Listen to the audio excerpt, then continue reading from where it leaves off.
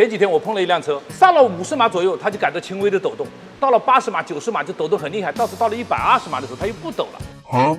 我们这个车主轮胎换了，动平衡做了 N 多次，而且把动平衡的老板店给臭骂了一顿，结果还是抖动。其实我一开出去以后，大概就10分钟我就回来了。那我马上跟他讲，你的传动轴坏了。他说你怎么判断我是传动轴坏了呢？黄师傅在这告诉你，怎么去判断它是传动轴坏了，还是动平衡坏了，还是钢圈变形了，轮胎变形了？黄师傅告诉你一个小妙招，那个速度到抖动的时候，你可以立马把油门给丢掉。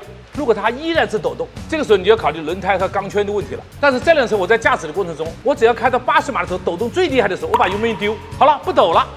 我再加油门，它又抖起来，我把油门一丢，它又不抖了。这个就是传动系统的故障，怎么回事？我给大家看，这是就换下来的2根传动轴，大家听一下哈。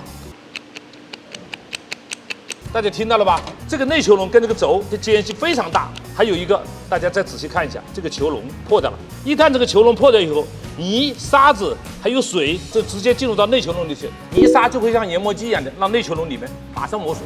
踩油门的时候是传动轴带着轮胎转，你把油门一放是轮胎带着传动轴转，传动轴没有受力，你间隙大小不同心它不存在了。